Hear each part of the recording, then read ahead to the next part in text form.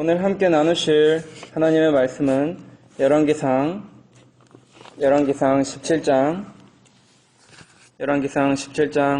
8절에서 마지막 절인 24절까지입니다. 열왕기상 17장 8절에서 24절 말씀, 구약전서 545페이지에 있습니다. 열왕기상 17장 8절에서 마지막 절 24절까지 제가 인독하도록 하겠습니다.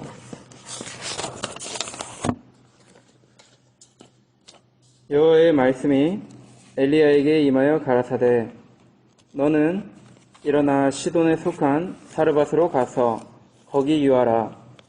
내가 그곳 과부에게 명하여 너를 공개하게 하였느니라.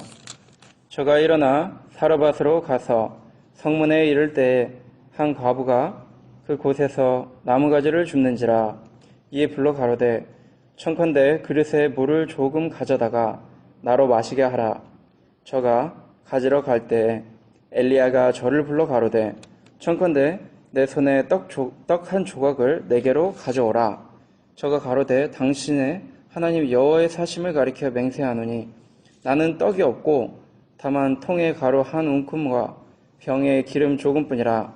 내가 나무가지 두엇을 주어다가 나와 내 아들을 위하여 음식을 만들어 먹고 그 후에는 죽으리라.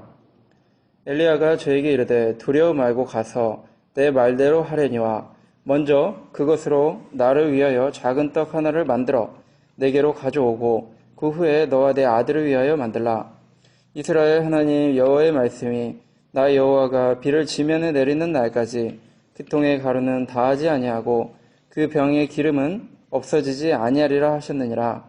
저가 가서 엘리야의 말대로 하였더니 저와 엘리야와 식구가 여러 날 먹었으나 여호와께서 엘리야로 하신 말씀같이 통의 가루가 다하지 아니하고 병의 기름이 없어지지 아니하니라. 이 일 후에 그 집 주모되는 여인의 아들이 병들어 증세가 심히 위중하다가 숨이 끊어진지라. 여인이 엘리야에게 이르되, 하나님의 사람이여, 당신이 나로 더불어 무슨 상관이 있기로 내 죄를 생각나게 하고 또 내 아들을 죽게 하려고 내게 오셨나이까? 엘리야가 저에게 그 아들을 달라 하여 그를 그 여인의 품에서 취하여 안고 자기의 거처하는 다락에 올라가서 자기 침상에 누이고 여호와께서 부르짖어 가로되, 나의 하나님 여호와여, 주께서 또 내가 우거하는 집 과부에게 재앙을 내리사 그 아들로 죽게 하셨나이까 하고 그 아이 위에 몸을 3번 펴서 엎드리고 여호와께 부르짖어 가로되, 나의 하나님 여호와여, 원컨대 이 아이의 혼으로 그 몸에 돌아오게 하옵소서 하니 여호와께서 엘리야의 소리를 들으심으로 그 아이의 혼이 몸으로 돌아오고 살아난지라. 엘리야가 그 아이를 안고 다락에서 방으로 내려가서 그 어미에게 주며 이르되, 보라, 내 아들이 살았느니라. 여인이 엘리야에게 이르되, 내가 이제야 당신은 하나님의 사람이시오 당신의 입에 있는 여호와의 말씀이 진실한 줄 아노라 하니라. 오늘 말씀의 제목은 다시 사는 믿음, 다시 사는 믿음이라는 제목을 가지고 함께 은혜를 나누고자 합니다. 오늘 이 어려운 시대에 저희가 살고 있습니다. 정치적으로 어렵고 코로나 때문에 경제적으로 어렵고 또 얼마 전에 미국 중부에 토네이도가 와서 70명이 넘는 또 더 많은 사상자가 예상되는 그런 지금 어지러운 저희가 사회에서 이 믿음 생활을 해 나가는 가운데 있습니다. 그럴 때 저희가 그런 것 걱정하느라고 그런 상황들 생각하느라고 자연히 바빠지고 자연히 걱정이 많아지고 이러다 보면은 하나님에 대한 믿음이, 하나님에 대한 나의 사랑이 식을 수 있는 경우가 많다는 것입니다. 그래서 오늘 이 어려웠던 엘리야 시대에, 가뭄 시대에, 먹을 것이 없던 그 시대에 이들이 어떻게 믿음을 지킴으로 다시 믿음을 회복하고 하나님께 영광을 돌렸는지 함께 본문을 통해서 은혜를 나누고자 합니다. 8절에서 10절 제가 읽어보도록 하겠습니다. 여호와의 말씀이 엘리야에게 임하여 가라사대, 너는 일어나 시돈에 속한 사르밧으로 가서 거기 유하라. 내가 그곳 과부에게 명하여 너를 공개하게 하였느니라. 저가 일어나 사르밧으로 가서 성문에 이를 때에 한 과부가 그곳에서 나뭇가지를 줍는지라. 이에 불러 가로되 청컨대 그릇에 물을 조금 가져다가 나로 마시게 하라. 위기가 처음에 왔을 때 엘리야가 어떻게 할까 고민하고 있는데 하나님께서 이 말씀을 주셨습니다. 2절에 여호와의 말씀이 여호와에게 임하여 가라사대 3절 너는 여기서 떠나 동으로 가서 요단 앞 그릿 시냇가에 숨고 거기 숨으면은 그 시냇가에서 물을 마시고 또 이 꽈마귀를 명하여서 너에게 떡과 고기를 아침에도 저녁에도 줄 테니까 그곳에서 이 위기를 면하라 이렇게 말씀해 주셨습니다. 아니 물이 많은 곳도 많을 텐데 조그만 시냇물로 자신을 인도하십니다. 또 이 동물 중에 까마귀는 좀 순종하지 않는 말을 듣지 않는 까마귀고 또 시체들을 먹는 그런 고기가 까마귀입니다. 약간 부정한 짐승인데 그것을 통해서 하나님이 말씀하시는 가운데 조그만 시냇물 가서 내가 까마귀를 기다리면 내가 살 수 있을까? 이런 생각이 인간적으로 들 수 있었지만 하나님의 말씀을 믿고 그대로 순종하였습니다. 그런데 예상했던 대로 비가 얼마 내리지 않으니까 조그만 이제 시냇물이 말라버렸던 것입니다. 두 번째 위기가 왔을 때 하나님의 말씀이 오늘 본문에서 너는 일어나 시돈에 속한 사르밧으로 가서 또 그곳 과부에게 명하여 너를 공개하게 하였으니 가서 그곳에 유하라 이렇게 선포하셨습니다. 시돈의 지금 왕이 굉장히 악한 왕입니다. 그 악한 이 여왕 아합의 아내인 이세벨의 아버지가 시돈의 왕입니다. 이 아버지 이 악한 왕이 숨기고 있는 이 나라를 들어가면은 잡히면은 굉장히 위험한 상황입니다. 이세벨이 지금 이 나라에서 내가 엘리야를 잡아서 죽여야겠다 하고 공문을 낸 상태에서 지금 바로 옆 나라 위험한 나라로 또 가라고 하시는 것입니다. 북한에서 있으면 위험한데 북한 옆에 또 위험한 중국으로 가는 것보다 북한에서 탈출하면 기왕이면 좀 더 안전한 한국이나 미국으로 가는 것이 훨씬 좋을 텐데 바로 옆에 이 사자굴처럼 또 위험한 그곳으로 시돈으로 악한 나라로 보내시는 것입니다. 근데 일단 하나님 말씀이니까 예하고 순종해서 가는 것입니다. 또 주소도 알려주시지 않고 그냥 시돈으로 가라 이랬더니 가는 것입니다. 가니까 여기서 한 과부가 그곳에서 나무를 줍는지라 10절에 나옵니다. 순종하니까 이 나무를 줍는 그 딱 알맞는 타이밍에 이렇게 만나게 되는 것입니다. 또 이제 죽기 직전의 과부입니다. 좀 더 부자고 좀 더 잘 사는 사람네 집에 거하면 좋을 텐데 안 그래도 지금 도움이 더 많이 필요한 과부에게 가서 도움을 요청하라는 것이 하나님의 뜻이라는 것입니다. 또 이제 죽으려고 작정했기 때문에 마지막으로 이제 한 끼 먹고 한 2, 3일 혹은 일주일 지나서 이제 죽을 수 있는 그런 과부에게 가라고 하셨습니다. 자칫해서 못 만나고 찾다가 시간이 지연되면은 만날 수가 없던 상황이었던 것입니다. 주소도 모르고 굉장히 위태위태한 상황이지만 하나님의 말씀을 순종해서 가니까 그 즉시 쉬지 않고 다른 박질을 해서 그 명령을 순종하기 위해 내 머리론 이해가 안 되지만 일단 순종하니까 하나님이 길을 열어주셨다는 것입니다. 이 말씀을 누가복음에서 주님께서 말씀하시기를 누가복음 4장 25절에 누가복음 4장 25절 제가 읽어보도록 하겠습니다. 내가 참으로 너희에게 이르노니 엘리야 시대에 하늘이 새해 6달을 닫히어 온 땅에 큰 흉년이 들었을 때 이스라엘에 많은 과부가 있었으되 엘리야가 그 중 한 사람에게도 보내심을 받지 않고 오직 시돈 땅에 있는 사렙다의 한 과부에게 뿐이었으며 이것이 하나님의 뜻에 의해 보내졌고 그를 순종하니까 이 어려운 3년 6개월 비가 오지 않는 이런 극심한 가뭄에 길을 열어주셨다는 것입니다. 여기서 얻을 수 있는 교훈은 하나님 말씀하시면 시간을 지체하지 말고 즉시로 하라는 것입니다. 이것을 재고 저것을 재다 보면 시간이 지나고 기회가 지나가기 때문에 믿는 일을 놓치게 된다는 것입니다. 잠언 27장 1절 말씀 제가 찾아보도록 하겠습니다. 잠언 27장 1절 말씀. 너는 내일 일을 자랑하지 말라. 하루 동안에 무슨 일이 날는지 내가 알 수 없음이니라. 내일 일은 우리가 자랑하고 또 내일 하면 되지. 내일 가도 주님 나 만나게 해주시겠지.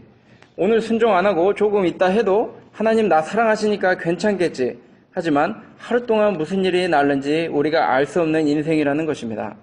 그렇기 때문에 오늘 맡겨주신 일, 오늘 하나님께서 나에게 말씀을 전하라 하신 일, 또 순종하라 하신 일, 사랑하라 하신 일, 충성하라 하신 일 놓치지 않고 바로바로 할 때 이렇게 어려운 위기의 순간에도 조금이라도 타이밍이 어긋나면 힘든 이 상황에도 즉시 순종하는 마음을 가진 자에게 하나님이 이렇게 완벽한 시간을 저희들에게 허락해 주시고 기회의 문을 열어주신다는 것입니다.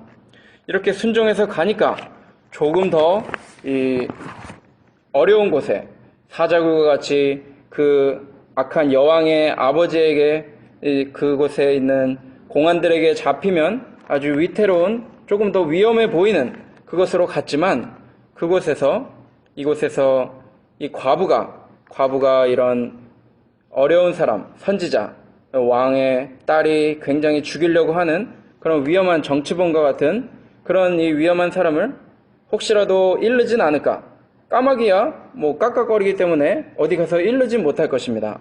근데 보통 보면은 이 정치범들이나 유명한 사람들은 현상금이 붙고 잡게 되면은 굉장히 이슈가 되기 때문에 보통 보면 사람들이 조금 도와주는 척 하다가 정부에 고발해서 그 현상금을 타는, 혹은 이거 지켜줬으니까 너 같이 감옥 간다, 이런 위협이 있기 때문에 마치 사울이 다윗 지켜주는 사람 여러 제사장들 죽인 것처럼 이 위험해질 수 있는 상황일 수도 있겠지만, 또 배가 고파 이제 먹을 거 없어 빵 한 조각 만들어 먹고 죽으려는 이런 어려운 상황인데 나보고 도와달라고 하니 이 염치 없는 사람이다 하면서 한 소리 들을 수도 있을 텐데, 이렇게 순종해서 가니까 그 어려운 상황에 죽기 직전에 과부가, 그 가난한 사람이 그 어려운 형국의 위험한 상황에 공개를 해 주었다는 것입니다. 이렇게 보니까 이 엘리야가 이 털옷을 입고 굉장히 좀 허름해 보이는 차림이었겠지만, 그래도 보니까 언행을 보니까 이 사람이 하나님의 사람이라는 것을 과부가 이렇게 깨달았던 것입니다. 11절 보니까 저가 가지러 갈 때에 엘리야가 저를 불러 가로되 청컨대 내 손에 떡 한 조각을 내게로 가져오라. 12절에 저가 가로되 당신의 하나님 여호와의 사심을 가리켜 맹세하노니 나는 떡이 없고 다만 통에 가루 한 움큼과 병에 기름 조금뿐이라. 내가 나무 가지 두엇을 주워다가 나와 내 아들을 위하여 음식을 만들어 먹고 그 후에는 죽으리라.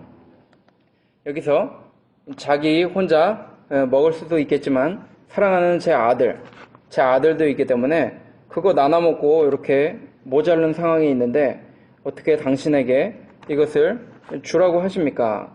그렇지만 당신이 하나님의 이 사람인 줄은 제가 알아보겠나이다 하는 의미로 당신의 하나님 여호와의 사심을 가리켜 맹세하노니, 저는 나쁜 사람이 아닙니다.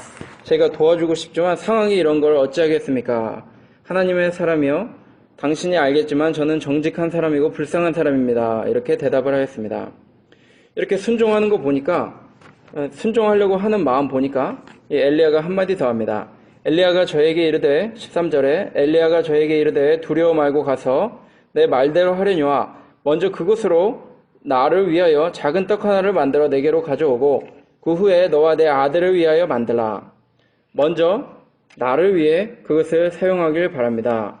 14절에 이스라엘 하나님 여호와의 말씀이 나 여호와가 비를 지면에 내리는 날까지 그 통의 가루는 다하지 아니하고 그 병의 기름은 없어지지 아니하리라 하셨느니라.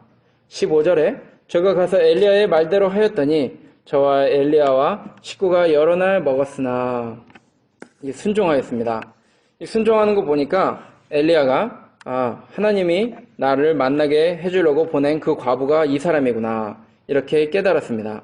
예전에 이스라엘 야곱이 아버지 이삭이 결혼하려고 할 때 아브라함이 늙은 종을 멀리 보내가지고 하나님께 기도하면서 한 말이, 주님, 저에게 물을 떠주고 낙타에게 물을 떠주는 그 젊은 처녀가 있다면 제가 하나님이 보내신 여인인 줄 알겠삼나이다. 이렇게 기도했더니 그 즉시로 기도가 마치기도 전에 그 여인이 이렇게 물동이를 들고 오는 그 장면을 저희가 창세기에서 볼 수 있었듯이, 여기서도 엘리야가 생각하니까 이렇게 내 어려운 상황에 내가 하나님의 사람이라고 이렇게 순종하는 거 보니까 이거는 하나님이 만나게 해준 사람이고 하나님 믿는 사람이구나, 이렇게 깨달았습니다. 처음에 말도 안 되는 조그만 시냇물로 보내셔서 까마귀가 먹게 해줄 테니까 가라 해서 일단 순종했습니다. 순종했는데 이젠 더 위험한 시돈나라에 가서 잡힐 수도 있는 곳에 또 그 정보를 유출할 수 있는 이 과부에게 가서 이것을 머무르라 했더니 더 좋은 것으로 하나님이 주셨다는 것입니다. 아무래도 까마귀보다 사람이 섬겨주는 것이 얼마나 더 잘 섬겨주겠습니까? 그렇기 때문에 우리는 이 하나님만을 찾고 하나님만을 순종하고 하나님만 붙들 때 지금 우리가 사는 이 어려운 시국에도 아무 부족함 없는 그런 은혜를 누리게 된다는 것입니다. 시편 34편 10절에 다 아시는 말씀인데, 젊은 사자는 궁핍하여 줄일지라도 여호와를 찾는 자는 모든 좋은 것에 부족함이 없으리로다. 젊은 사자는 궁핍하여 줄일지라도, 동물의 왕인데 누구보다 힘이 세고 부족할 것 없는, 모두가 무서워하는 아주 맹수고 아주 힘으로 당할 수 없는 그런 자도 먹을 것이 없으면 하나님이 주시지 않으면 줄이는데, 여호와를 찾는 자는 그 모든 것의 근원 되시는 하나님께서 그 능력의 손을 펴셔서 우리에게 모든 좋은 것으로 채워주신다는 그 얘기가 엘리야가 이 믿은 이 말씀을 통해 우리가 깨닫게 된다는 것입니다. 이 말세에 굉장히 어려운 때가 오는데 그때는 이 경제가 특별히 어려워진다고 하는 말씀도 요한계시록에 나와 있습니다. 요한계시록 6장 3절부터 보니까 3절부터 둘째 인을 떼실 때 내가 들으니 둘째 생물이 말하되 오라 하더니 이에 붉은 다른 말이 나오더라. 그 탄 자가 허락을 받아 땅에서 화평을 제하여 버리며 서로 죽이게 하고 또 큰 칼을 받았더라. 셋째 인을 떼실 때 내가 들으니 셋째 생물이 말하되 오라 하기로 내가 보니 검은 말이 나오는데 그 탄 자가 손에 저울을 가졌더라. 내가 내 생물 사이로서 나는 듣하는 음성을 들으니 가로되 한 데나리온에 밀 한 대요 한 데나리온에 보리 석대로되 또 감람류와 포도주는 해치 말라 하더라. 경제가 굉장히 어려워지기 때문에 그때는 한 데나리온이라는 이 큰 돈, 하루 일삭 한 100불, 청년이 열심히 일하면 하루에 못 벌어도 한 100불 벌 텐데 그 100불 가지고 슈퍼마켓 갔는데 이 한 대, 밀 조그만 거 한 대, 고기 한 대도 아니고 밀 조그만 거 한 대 사게 된다는 것입니다. 이렇게 경제가 어려워지는 이 말세를 우리가 준비하기 위해서 우리는 항상 하나님만 붙드는 그런 모습으로 말세를 준비해야 한다는 것입니다. 이때에도 우리는 잘 믿음을 지킬 때 우리가 걱정이 없게 된다는 것입니다. 만나를 내려주신 은혜가 출애굽기 16장 13절에서 15절에 잘 나와 있습니다. 이것이 뭔지 모르지만 하나님 믿고 가라 해서 광야로, 먹을 것 없는 광야로 나갔더니 하나님께서 길을 열어주시고 만나를 내려주셨던 것입니다. 출애굽기 16장 13절, 저녁에는 메추라기가 와서 진에 덮이고 아침에는 이슬이 진 사면에 있더니 그 이슬이 마른 후에 광야 지면에 작고 둥글며 서리같이 세미한 것이 있는지라. 이스라엘 자손이 보고 그것이 무엇인지 알지 못하여 서로 이르되 이것이 무엇이냐 하니 모세가 그들에게 이르되 이는 여호와께서 너희에게 주어 먹게 하신 양식이라. 여호와께서 이같이 명하시기를 너희 각 사람의 식량대로 이것을 거둘지니. 아마 엘리야가 까마귀가 이 떡과 이 빵, 떡과 그리고 고기를 아침에도 물고 오고 저녁에도 물고 와서 먹으면서 아마 이런 생각했을 것 같습니다. 이게 도대체 뭐이가? 이게 어디서 구한 것인가? 궁금하긴 할 테지만 한 가지 확실하게 알고 있는 것은 하나님의 말씀에 그렇게 되리라 했던 그 말씀입니다. 하나님의 말씀에 만나 떨어진다 하면 만나 떨어지는 것입니다. 만나 그만 내린다 하면 그만 멈추게 되는 것입니다. 무지개가 말세까지 무지개는 계속 펼쳐진다. 아무리 토네이도가 불고 코로나가 나오지만 다시 전 세계 산을 덮는 그런 어마어마한 홍수는 없다. 그 표시로 무지개가 계속 있을 것이다 하니까 무지개는 역사상에도 지금도 그리고 미래에도 있을 것이라는 것입니다. 우리가 하나님의 말씀에 순종하면 복 주신다 하면은 우리 생각에 맞지 않아도 우리가 이해할 수 없어도 이렇게 순종하면 하나님께서 복을 주시는 모습을 우리가 이 말씀을 통해서 알게 된다는 것입니다. 엘리야가 그 귀한 하나님의 말씀을 순종하여 이렇게 공개를 받고 그것을 이제 과부에게도 알려줍니다. 함께 지내면서 믿음의 삶이 무엇인지 언행으로 보여주고 하나님에 대해서 설명해주고 그 가정을, 그 수고하는 가정을 위해서 늘 기도해주고 하는 가운데 이 과부도 이 믿음이 점점 자라났을 것입니다. 17절 보니까 이 일 후에 그 집 주모되는 여인의 아들이 병들어 증세가 심히 위중하다가 숨이 끊어진지라. 이렇게 좋은 날이 어려운 때에 통에 가루가 다하지 아니하고 병의 기름이 없어지지 아니하는 이런 하나님의 놀라운 축복과 기적을 체험한 후에 이제는 위험한 날이 왔다는 것입니다. 이 일 후에 그 집 주모되는 여인의 아들이 병들어 증세가 심히 위중하다가 숨이 끊어진지라. 이 믿음이 조금씩 아마 약해진 듯 싶습니다. 이제 죽으려고 했던 그 어려운 위기가 없어지고 이제 배가 좀 채워지고 등이 좀 따뜻해지니까 그만 또 이 하나님의 영광을 위해서 이 죽기 직전에도 내 모든 것을 과부의 헌금처럼 이 귀한 두렙돈 같은 이 귀한 마지막 양식을 하나님을 위해서 하나님께 바친 그 믿음이 있었지만 이렇게 배가 뜨뜻해지고 배가 또 차고 배가 등이 따뜻해지는 가운데 그만 믿음이 조금씩 약해지는 그런 믿음이 조금씩 죽어나가는 그런 모습을 하나님께서 보시고 다시 그 사는 믿음을 보시기 위해서 이런 위기를 주셨던 것입니다. 그래서 이 믿음의 확신을 다시 한번 얻고 이 귀한 이 기름이나 이 귀한 가루보다도 더 귀한 이 아들이 없어졌을 때도 하나님을 믿을 수 있는가? 하나님께서 우리에게 이 어려움을 주시는 것은 특별히 하나님의 이 은혜와 능력을 우리가 그냥 지식적으로만 알지 아니하고 이 체험적으로 하나님께는 절대로 불가능한 일이 없으며 하나님께 순종하고 하나님을 먼저 찾고 하나님께 먼저 드리는 이런 삶을 내가 할 때에 절대로 하나님께서는 나에게 아무것도 해를 끼치지 않을 뿐더러 오히려 가장 좋은 것으로만 늘 채워주신다. 이런 체험적인 믿음을 우리에게 주시려고 하나님께서 오늘 여기 말씀을 통해 과부가 아들을 뺏기게 되는 그런 얘기로 하나님께서 이 뜻을 펼쳐 가시고 계시는 것입니다. 말라기 3장 10절에도 우리의 믿음에 대해서 하나님께서 한번 해보라. 이 말씀이 이렇게 되어 있는데 너희들 항상 하지 못하는 가운데 있는데 이 말씀을 할 때, 이 따를 때 하나님께서 복을 주시리라 하는 말씀의 예로 11조에 대한 내용 중에 한 가지 제가 찾아서 읽어보도록 하겠습니다. 말라기 3장 10절에서 11절에 만군의 여호와가 이르노라 너희의 온전한 11조를 창고에 들여 나의 집에 양식이 있게 하고 그것으로 나를 시험하여 내가 하늘 문을 열고 너희에게 복을 쌓을 곳이 없도록 붙지 아니하나 보라. 만군의 여호와가 이르노라 내가 너희를 위하여 황충을 금하여 너희 토지 소산을 멸하지 않게 하며 너희 밭에 포도나무의 과실로 기한 전에 떨어지지 않게 하리니 너희 땅이 아름다워짐으로 열방이 너희를 복되다 하리라. 만군의 여호와의 말이니라. 한번 시험하여 보라 하는 것입니다.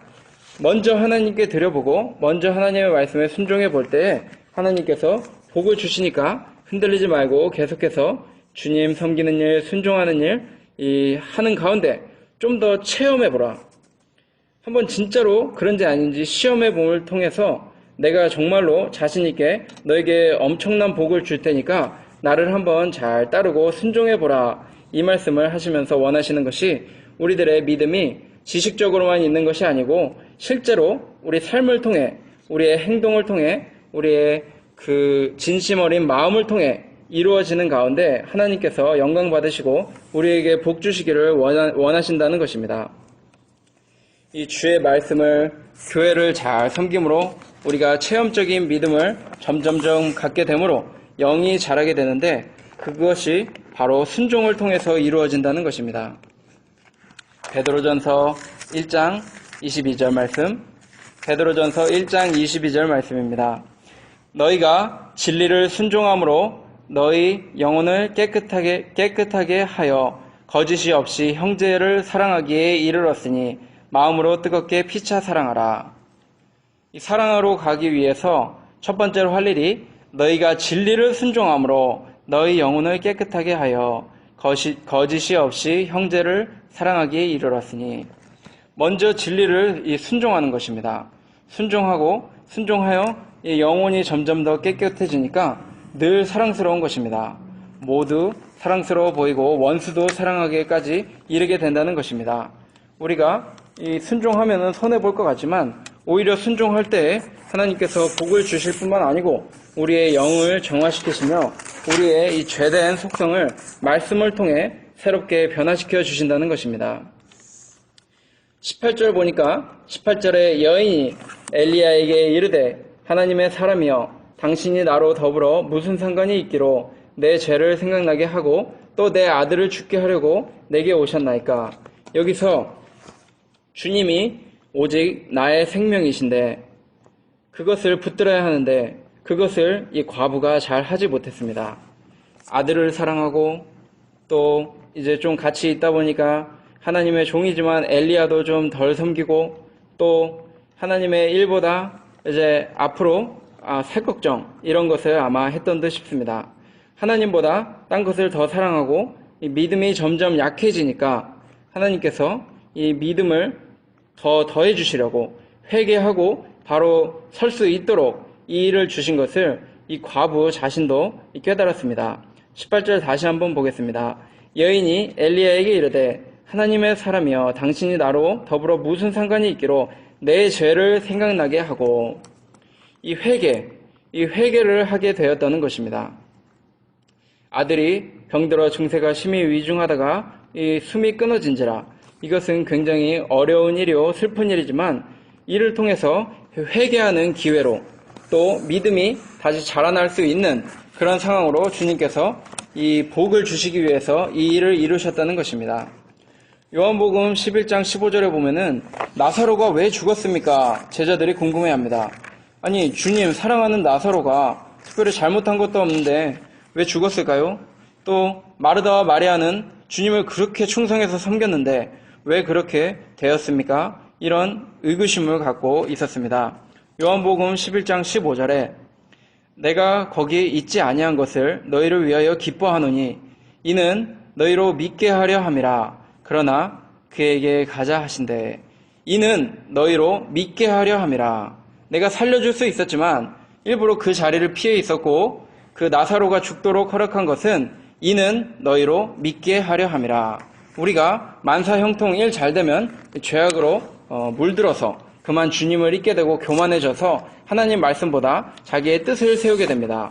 우리가 열왕기 상하 또 사무엘 상하 보면은 이 왕이 처음 됐을 땐 겸손하다가 점점 조금씩 잘 되다 보면은 그들의 믿음이 변하여 하나님을 반역하고 그만 악한 길로 빠지고 악한 백성들을 악하게 점점 더 선한 백성 만들어야 할 이스라엘 왕인데 오히려 더 악한 정치, 악한 생활로 그들을 이끌어서 함께 죄악의 나라를 만드는 그런 일을 했던 것이 바로 우리가 이 성경을 통해 알 수 있는 사실들입니다.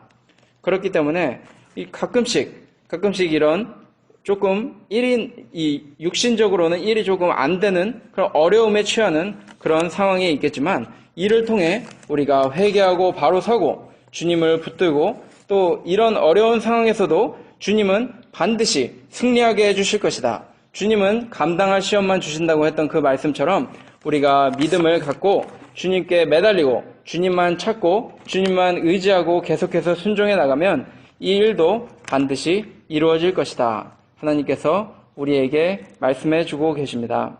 19절에 엘리야가 저에게 그 아들을 달라 하여 그를 그 여인의 품에서 취하여 안고 자기의 거처하는 다락에 올라가서 자기 침상에 누이고.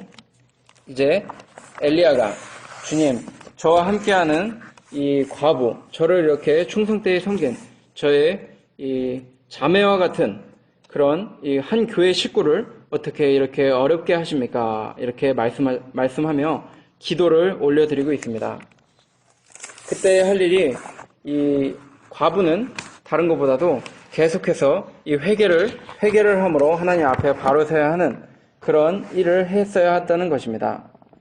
이것이 어려운 일이지만 다시 한번 내가 죽으려고 했지만 어려운 가운데 이 엘리야를 보내주셔서 기름과 이 떡이 마르지 않도록 통에 밀가루가 닿지 않도록 해주신 그 은혜를 체험했던 그 첫사랑, 그 사랑을 다시 찾아야 하는 일이 과부의 일이고 엘리야는 이 죽은 아이를 주님께 기도하여 다시 살리는 일을 하고 있는 것입니다. 우리가 이 엘리야의 이 모습을 집중하고 다시 살아난 이 죽은 아들이 살아나 새 생명 얻은 것, 이거 중요한 사실이지만 그 옆에서는 지금 이 영이, 과부의 죽었던 영이 하나님을 첫사랑했던 그 사랑 다 잊혀지고 다시 한번 세상의 이 귀한 것들, 세상의 아름다운 것들, 재미난 것들, 또 비싼 것들, 이런 것에 마음이 뺏겼던 그 죽었던 믿음이 다시 살아나고 있는 그 아주 놀라운 이 상황을 저희가 함께 생각해 볼 수 있는 것입니다.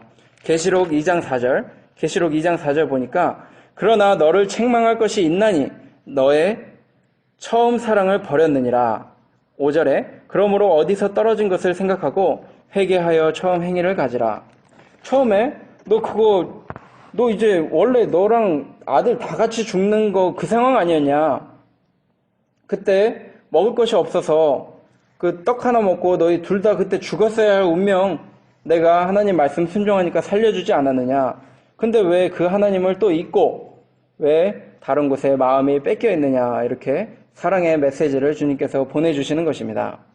그래서 그 말씀을 듣고 이 회개하는 가운데 이 놀라운 축복으로 아들이 다시 살아나게 되었다고 저희가 볼 수 있는 것입니다.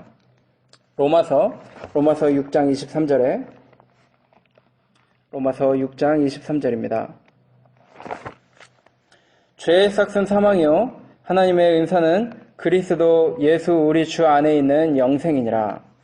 주님께서 죄의 값은 사망이신 거 저희들에게 알려주셨습니다. 근데 그 반대가 죄의 값은 사망이지만 그 반대는 그냥 생명이다. 죽었던 아들 살려주고 잘 살다가 죽으면 끝. 이게 아니라는 것입니다. 그 작은 그런 이 70, 80대는 그런 생명 하나님께서 주시지 않고 하나님 잘 믿고 예수 믿을 때 그 생명이 갑자기 영원히 팽창되는 그런 놀라운 역사를 보여주신다는 것입니다.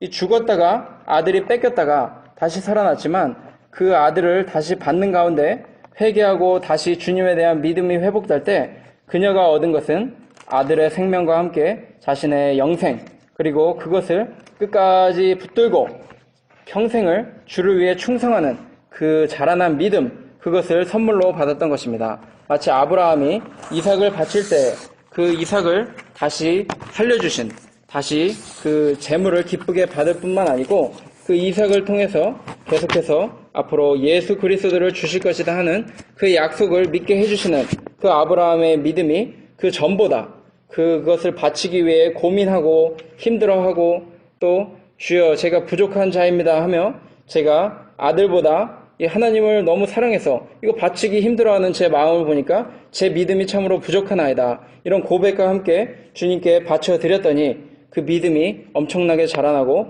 아브라함이 믿음의 조상이 되고 그것을 믿는 자들은 아브라함과 함께 주님만을 믿고 순종하는 자들에게 영생의 이 축복을 주시는데 그것 중에 하나가 이 오늘 과부가 느낀 감정이요, 과부의 자라난 믿음이요, 우리가 배워야 할 믿음이라는 것입니다. 24절 보니까 여인이 엘리야에게 이르되 내가 이제야 당신은 하나님의 사람이시오 당신의 입에 있는 여호와의 말씀이 진실한 줄 아노라 하니라. 믿고 따르니까 살았습니다. 다시 이 믿음이 살아나고 하나님을 알아보고 하나님의 종을 알아보고 그 입의 말씀이 선포될 때 그것이 반드시 이루어진다는 확신을 다시 한번 깨닫게 되었던 것입니다. 시편 119편 71편 말씀, 시편 119편 71편 말씀 보니까 71절, 고난당한 것이 내게 유익이라. 이로 인하여 내가 주의 율례를 배우게 되었나이다. 지금 어려운 때에 여러 가지 힘든 일들 많이 벌어지고 있습니다. 가정사도 그렇고 개인사도 그렇고 교회적으로도 어렵고 또 사업하시는 분들은 사업하시는 가운데 어려움 많이 있을 테지만 그런 가운데 우리가 유익을 얻을 수 있다는 것입니다. 주님의 말씀을 더 붙들고 내가 지금까지 사랑했던 거 다 내려놓고 주님을 더 사랑하고 주님만 의지할 때 이것이 주의 율례구나. 이것이 믿음 생활이구나. 이것이 하나님의 능력이요. 하나님께서 나를 얼마나 사랑하시는가 느낄 수 있게 하는 귀한 방법이며 내 영혼을 점점 성결케 하는 나의 중생한 영혼이 주님을 더욱더욱 닮아나가는 믿음의 용사로 성장시켜주는 그 방법이구나. 이 순종과 회개를 통해서 우리가 깨닫게 된다는 것입니다. 죄를 찾아 회개하고 하나님의 뜻을 알아서 이것을 따르고 이것을 자랑하고 이것을 순종하는 가운데 우리는 다시 살아난 믿음의 생활 누리게 된다는 것입니다. 우리가 순종해야 되는데 특별히 순종하면서 부끄러워하지 아니하고 자랑하고 계속해서 이 말씀을 읽는 가운데 하나님의 뜻을 잘 알아나가면 우리가 승리하게 된다는 것입니다. 예레미야 9장 23절 보니까 예레미야 9장 23절 말씀, 예레미야 9장 23절 보니까 여호와께서 이같이 말씀하시되 지혜로운 자는 그 지혜를 자랑치 말라. 용사는 그 용맹을 자랑치 말라. 부자는 그 부함을 자랑치 말라. 자랑하는 자는 이것으로 자랑할지니 곧 명철하여 나를 아는 것과 나 여호와는 인애와 공평과 정직을 땅에 행하는 자인 줄 깨닫는 것이라. 나는 이 일을 기뻐하노라. 여호와의 말이니라. 우리가 그 어떤 자랑스러운 많은 것들이 있을지라도 다 내려놓고 오직 하나님만 자랑하면은 하나님께서 그것을 기뻐하시고 우리에게 계속해서 축복과 은혜를 주신다는 것입니다. 이 귀한 말씀을 통해서 우리가 다시 한번 순종함을 생각해 보면 좋을 것 같습니다. 순종하는 가운데 우리의 믿음이 다시 자라날 수 있다면 우리는 그 순종이 우리가 이해하기 힘들고 어려울지라도 이 과부처럼 계속해서 회개하면서 다시 순종하고 다시 주님을 붙드는 그런 은혜를 누리게 될 것입니다. 마지막으로 요한계시록 2장 17절과 이사야 말씀 한 절 보고 마치도록 하겠습니다. 요한계시록 2장 17절 보니까 요한계시록 2장 17절 말씀에 내가 말하기를 나는 부자라 부유하여 부족한 것이 없다 하나 내 곤고한 것과 가련한 것과 가난한 것과 눈먼 것과 벌거벗은 것을 알지 못하도다. 우리가 이렇게 부족하다는 것입니다. 내가 아들이 있어서 아들 하나 보면은 아주 걱정 없다 이런 식으로 살았을 거지만 사실 그것이 우리를 부욕해 해주는 것이 아니라는 것입니다. 하루아침에 하나님 데려가시면 이 세상 것 다 없어진다는 것입니다. 그렇기 때문에 우리가 가진 것, 우리의 세상 것 아무것도 아니고 오직 하나님만 붙드는 생활, 그 생활을 할 때 하나님께서 우리를 기뻐해 주시고 우리에게 영생으로 보답해 주신다는 것입니다. 이사야 62장 2절 3절 읽어보도록 하겠습니다. 이사야 62장 2절로 3절 열방이 내 공의를 열왕이 다 내 영광을 볼 것이요 너는 여호와의 입으로 정하실 새 이름으로 일컬음이 될 것이며 너는 또 여호와의 손에 아름다운 면류관 내 하나님의 손에 왕관이 될 것이라. 4절에 다시는 너를 버리온 자라 칭하지 아니하며 다시는 내 땅을 황무지라 칭하지 아니하고 이렇게 말씀하셨습니다. 이 어려운 때에 주변이 황무하고 어려운 일만 가득할 것 같은 이때에 주님만 믿고 주님만 의지하고 순종할 때 열왕이 다 내 영광을 볼 것이요 너는 여호와의 입으로 정하실 새 이름으로 일컬음이 될 것이며 너는 또 여호와의 손에 아름다운 면류관 내 하나님의 손에 왕관이 될 것이라. 제가 볼 때 천국 가서 과부는 이 세상에선 비록 굉장히 어려운 삶, 비참한 삶 살았지만 하나님을 잘 순종하고 섬겼기 때문에 아주 환하게 빛나는 아름다운 면류관처럼 큰 영광 가운데 하나님과 함께 기뻐하고 있을 그 모습을 이 말씀을 통해 저희가 볼 수 있고 또 저희도 그렇게 될 줄 믿으면서 이 다시 살아나는 믿음을 저희도 소유하는 그런 축복을 이 연말에 어려운 때에 다 함께 누리시는 그런 귀한 고은장로교회 성도님들 되시기를 주님의 이름으로 소원합니다.